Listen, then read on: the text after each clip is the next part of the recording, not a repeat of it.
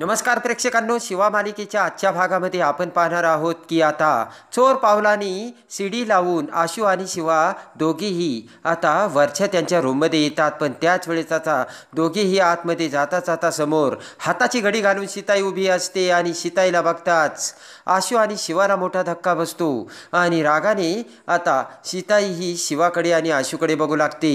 शिवा आता सीताईकडे बघत म्हणते की तुम्ही झोपला होतात ना. तर आता आशू म्हणतो की तुम्ही झोपला होतात म्हणून आम्ही इकडून आलो. रागाने आता सीताई शिवाचा हात धरते आणि लगेच आता चल माझ्यासोबत असे म्हणत आता सीताई शिवाला धरून आता सगळ्यांच्या समोर खाली घेऊन येते आणि लगेच आता सीताई म्हणते हे बघा हे आलेत.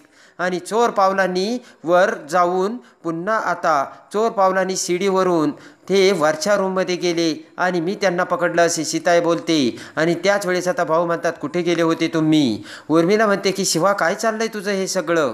आणि लगेच आता उर्मिला म्हणते की दरवाजा तर बंद होतात, तुम्ही बाहेर कसे गेलात आणि पुन्हा आतमध्ये कसे आलात. आता सीताई शिवावरती रागावते.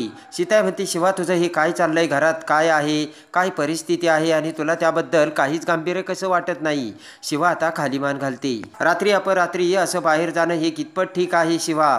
तर आता भाऊ म्हणतात आशू कुठे गेला होता तुम्ही. आणि तेवढ्यात आता आशू पुढे येऊ लागतो. तर सीताई आशूच्या हाताला आता पट्टी बघते. सीताई घाबरते आणि म्हणते आशू काय हे, कुणी मारलं तुला. तेव्हा आता उर्मिला पुढे येत म्हणते की अगं शिवा तू कुणासोबत मारामारी केलीस का. आणि आता सीताई म्हणते की शिवा मी तुला काल काय सांगितलं होतं विसरलीस का तू. आशू म्हणतो की आई तिला कशाला बोलते, तिची यामध्ये काही चूक नाहीये. आणि आता आशू सांगू लागतो पण सीताई काही ऐकायला तयार नसते. सीताई म्हणते आशू तू आता गप्प बस, मला काहीच ऐकायचं नाहीये. सीताई म्हणते की अरे आशू आपल्या संपदाची तब्येत ठीक नाहीये, आपण दुःखात आहोत ते तुम्हाला कळत कसं नाहीये आणि त्यातली त्यात किती लागलंय तुला बघतोयस का तू. शिवा म्हणते की सीताई तुम्ही ऐकून घ्या ना. सीताई म्हणते काय ऐकायचं राहिलंय ग तुझं, तू माझं ऐकतेस का. नाही ना, तर मग मी कशाला तुझं ऐकू. आणि लगेच आता शिवा म्हणते की अहो तुम्हाला माझं ऐकून घ्यावं लागेल. शिवा म्हणते की रॉकीचा तो ॲक्सिडेंट नव्हता. आणि लगेच आता शिवा म्हणते की रॉकीचा मर्डर झालाय, त्याला मारलं गेलंय. सगळेजण आता एकटक नजरेने किलकिले डोळे करत शिवाकडे बघू लागतात. शिवा म्हणते की तुम्ही माझ्यावरती विश्वास ठेवा, सुहास आणि शांताबाई आता चांगलीच चाचरलेली असते. आणि आता लगेच शिवा म्हणते की ते गुंड खरं तर जे कोणी रॉकीला मारलं ना तो मला मारायला आला होता, पण सगळं काही रॉकीने आपल्या अंगावर घेतलंय. सीताई म्हणते की शिवा तू काय बडबडतेस, तुला वेड लागलंय का. तर शिवा म्हणते की सीताई मी खरं तेच सांगते. आणि घडलेली सगळी हकीकत आता शिवा ही सीताई आणि भाऊ समोर सगळ्यांना सांगते. शांताबाई सुहास दोघेही ते शिवाचं बोलणं ऐकतात. आता ते ऐकून कीर्ती म्हणते की स्वतःला वाचवण्यासाठी काहीही काय कारण देतेस तू शिवा. शिवा म्हणते की ह्या अशा गोष्टीत मी हे कारण देऊच शकत नाही. आणि लगेच आता कीर्ती म्हणते की तुझ्याकडे काही पुरावा आहे का. तेव्हा आता आशू म्हणतो हो. आशू म्हणतो की भाऊ अगोदर माझाही शिवावर विश्वास बसत नव्हता, पण आता माझा शिवावर विश्वास बसायला लागलाय. आणि लगेच आता आशू म्हणतो की रॉकीचा खरंच भाऊ अपघात नव्हता आणि जोपर्यंत आपण रॉकीच्या मारेकऱ्याला शोधून काढत नाही तोपर्यंत रॉकीला न्याय मिळणार नाही. आणि लगेच आता सीताई म्हणते की त्याची काहीच गरज नाहीये आशू, आणि शिवाच तुला सुद्धा यामध्ये पडायची गरज नाहीये. आणि लगेच आता सीताई म्हणते की तुला जे वाटतंय त्यात मला शंका आहे शिवा. आशू तू सुद्धा यामध्ये शिवाच्या होला हो करू नकोस असे आता सीताई आणि उर्मिला आशूला देखील बजावतात. उर्मिला म्हणते की आणि प्लीज हे बोलणं तुम्ही संपदाच्या कानावर पडू देऊ नका, आत्ता कुठेतरी संपदा नीट व्हायला लागली. आणि लगेच आता शांताबाई म्हणते की अगोदरच शिवाला बघितलं तर संपदाला त्रास होतोय आणि त्यातच आता हे. आणि इकडे आता कीर्ती म्हणते की शिवा मला वाटतंय काही दिवस तू आता तुझ्या खोलीत शांत बसून राहा. आणि आता सीताई सुद्धा शिवाला बजावत सांगते की शिवा असं पुन्हा होता कामा नाही बरं का. सीताईने आता आशूला सुद्धा सक्त ताकीद दिलेली असते.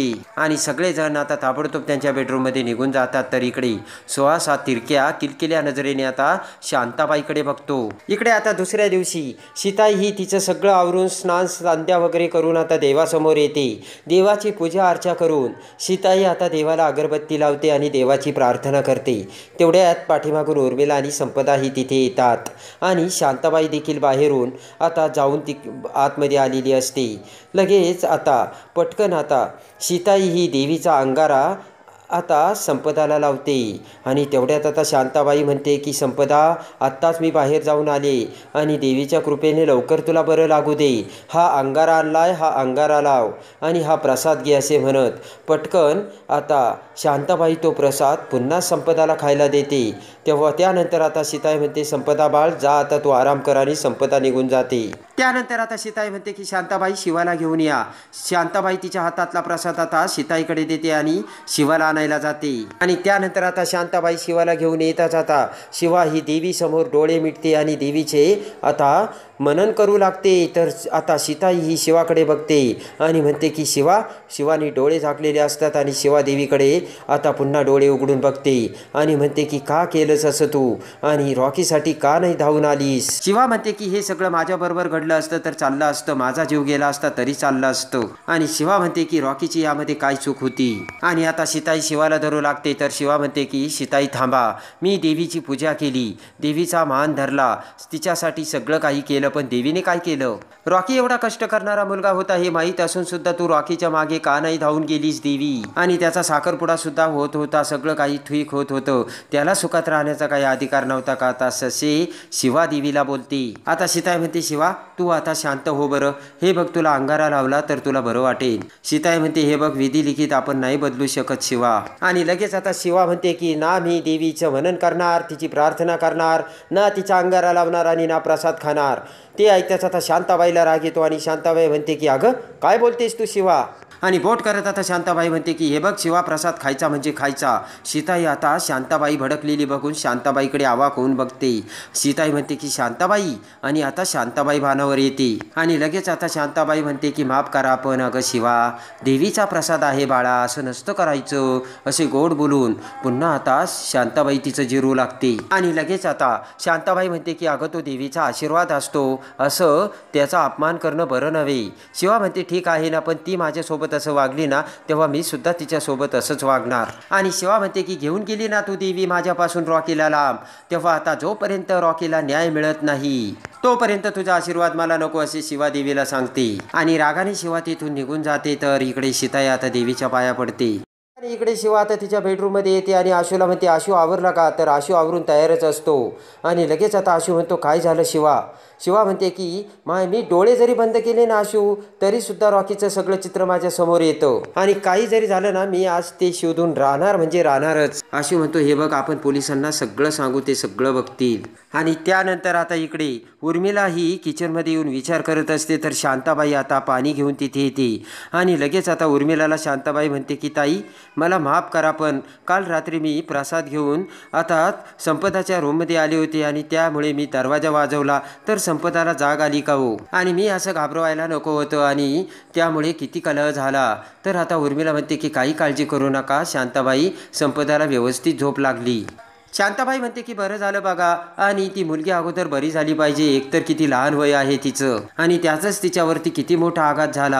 आणि लगेच आता शांताबाई जाऊ लागते. तर उर्मिला शांताबाईला थांबवते आणि म्हणते की शांताबाई जरा थांबा, काल ज्या अर्थी जे घडलं ना शिवानी सगळ्यांच्या तोंडावरती सांगून टाकलं, बरं झालं तिथे संपदा नसती, नाही तर तिला पुन्हा त्रास झाला असता. शांताबाई म्हणते की ते खरं आहे, पण तरी सुद्धा मला काळजीच वाटते हो. तर उर्मिला शांताबाईकडे बघते. शांताबाई म्हणते की शिवाला जर खरंच कोणी मारायचा प्रयत्न करत असेल तर. उर्मिला म्हणते की शिवाला कोण मारायला कशाला तयार होईल. तेव्हा शांताबाई म्हणते की अहो ती सगळ्यांसाठी उभी राहते ना, आणि ती मारामारी सुद्धा करते. आणि त्यानंतर आता शांताबाई म्हणते मी तर असं ऐकलं या सगळ्यांचं चांगल्या करण्याच्या नादात शिवानी काही जणांबरोबर वाकडं सुद्धा करून घेतलंय. आणि लगेच आता शांताबाई म्हणते की माणसं किती नीच असतात माहिती ना, आता शिवाला मारायला तो आला आणि जीव कुणाचा गेला तो त्या बिचाऱ्या रॉकीचा. आणि बघा ना आता ज्याचा काही दोष नसतो, म्हणजे शिवाला सुद्धा रॉकी मरू नये असं वाटत होतं, पण नाहजिकच बळी गेला ना. उर्मिला म्हणते खरंच शांताबाई तुमचं खरं आहे, आणि माझी उर्मिला तिला किती त्रास झाला या सगळ्यांमुळं. उर्मिला म्हणते की ती कधी रॉकीला विसरू शकेल का, मला वाटतंय तिच्या मनातून हे कधीच जाणार नाही. आणि लगेच आता उर्मिला म्हणते की मान्य आहे शिवानी हे मुद्दामवरून नसन केलं, पण या सगळ्याला जबाबदार तर तीच आहे. तर आता शांताबाईला खूप हायसं वाटतं. आणि त्यानंतर आता शांताबाई सुहासकडे येते आणि शांताबाई भडकतच म्हणते की ती शिवाना जास्त शहाणी झाली. आता सकाळी ती कुणासोबत तरी विचारपूस करायला गेली होती आणि आजही ती जाणारच, आणि आजही जर काही नाही सापडलं तरी उद्या सुद्धा ती जाईल, असे आता शांताबाई सुहासला बोलते. शांताबाई म्हणते की आपल्याला आता त्यांचा शोध हा संपवायलाच करायला हवा. आणि आता आपल्याला हातावर हात देऊन असे बसावे नाही लागणार, काही ना काही आपल्याला करावंच लागणार असे शांताबाई बोलते. शांताबाई म्हणते, हे बघ सुहास, तू त्यांचा पाठलाग कर आणि ते काय करतात ना याची डिटेल सगळी माहिती तुम्हाला दे. आणि घरी ना कसा गोंधळ घालायचा त्याची सोय मी करायला घेतली. तर सुहास म्हणतो ठीक आहे. आणि सुहास म्हणतो मी लगेच कामाला लागतो. आणि सुहास आता निघून जातो. आणि लगेच आता शांताबाई आता विचार करते आणि म्हणते की शिवा, तुझी नाही जिरवली तर नाव शांताबाई लावणार नाही. आणि इकडे आता आशू हा शिवाला घेऊन पोलीस स्टेशनमध्ये आलेला असतो. तर आता शिवा पोलिसांना सगळी हकीकत सांगते. तेव्हा इन्स्पेक्टर म्हणतात, मला काय वाटतं हा ॲक्सिडेंटच आहे, कारण दुसरे कोणतेच पुरावे नाही आहेत आमच्याकडे. शिवा म्हणते की सर तुम्ही ऐकून घ्या ना माझं. तेव्हा आता इन्स्पेक्टर म्हणतात की मागच्या वेळेस तुमचं स्टेटमेंट घ्यायला तुम्हीच आला होता, त्यावेळेस तुम्ही काय म्हटला होतात, आम्हाला काहीच माहीत नाही आहे. आणि आज तुम्ही असं म्हणताय. तर आशू म्हणतो की सर त्यावेळेस शिवा खूप ट्रेसमध्ये होती. शिवा म्हणते की मी तुम्हाला खात्रीने सांगते सर, हा ॲक्सिडेंट नाही आहे, खरं तर तो ट्रक मला मारायला आला होता. आणि इन्स्पेक्टर म्हणतात ठीक आहे, याचा तुमच्याकडे काही पुरावा आहे का. तर शिवा म्हणते की पुरावा तर नाही ना आमच्याकडे. आता इन्स्पेक्टर म्हणतात, हे बघा आम्ही खूप शोध घेतलाय आणि अजूनही घेतो. CCTV फुटेजमध्ये क्लिअर कट तो फक्त ॲक्सिडेंट दिसतोय आणि बाकीचा कुठलाच पुरावा नाहीये. आणि लगेच आता शिवा खडकन उठून उभा राहते आणि इन्स्पेक्टरला म्हणते की अहो काय बोलताय तुम्ही, एक तर तुम्हाला त्याचा फोन सुद्धा सापडला नाही, अगोदर तुम्ही त्याचा फोन सापडवा. शिवा म्हणते मी तुम्हाला सांगते हा ॲक्सिडेंट नाहीये. आशू म्हणतो की हे बघा आपण आता अगोदर फोन सापडवायला हवा आणि नंतर मग आपण नंतर ठरवू ना. आता इन्स्पेक्टर म्हणतात की आम्ही प्रयत्न करू आणि नवीन पुरावा सापडला ना तर नक्की कळवू. आशू आता इन्स्पेक्टरचे आभार मानतो आणि आशू आता शिवाला घेऊन तिथून बाहेर निघतो. आशू म्हणतो की चल शिवा आता आपण इथून जाऊ, त्यांना त्यांचं काम करू दे. आणि त्याच वेळेस आता आशू शिवाला घेऊन तिथून जाताच आता सुहास त्यांच्या पाठलागावर तिथे आलेला असतो आणि त्यांच्याकडे आता सुहास हा तिरप्या नजरेने बघू लागतो. आणि त्यानंतर आता सुहासने आणि शांताबाईने मोठा प्लॅन केलेला असतो आणि शिवाचा एक व्हिडिओ व्हायरल केलेला असतो. आता तो व्हिडिओ प्रत्येकाच्या सोशल मीडियावरून मोबाईलवर येतो. आता आशू आणि शिवा घरी येतात. शांताबाई आता तो व्हिडिओ सीताईला दाखवते. रागाने सीताई आता शिवासमोर येते आणि म्हणते की शिवा, हे काय आहे, अगं अख्खं जग तुला वेडं म्हणतंय. आणि लगेच आता उर्मिला म्हणते की शिवा तुमचं काय चाललंय, घरात काय चाललंय आणि तुम्ही काय करताय. आता सीताई पुन्हा शिवावर भडकते आणि म्हणते की तुला कळत नाहीये का अंत बघते शिवा तू. आणि शिवा आता सीताईकडे बघू लागते. तर शांताबाई कीर्ती या शिवाकडे बघतात आणि आता शिवा शांताबाई आणि सुहासचा खरा चेहरा कसा समोर आणते. आणि पाठीमागून आता ज्या वेळेस आशू शिवाला घेऊन जात असतो त्याच वेळेस आता सुहासने त्यांचा व्हिडिओ काढलेला असतो आणि त्यांचं सगळं बोलणं आता इन्स्पेक्टरसोबत जे झालेलं असतं ते सोशल मीडियावरती टाकलेलं असतं. आणि सगळेजण आता शिवाला वेडं म्हणत असतात.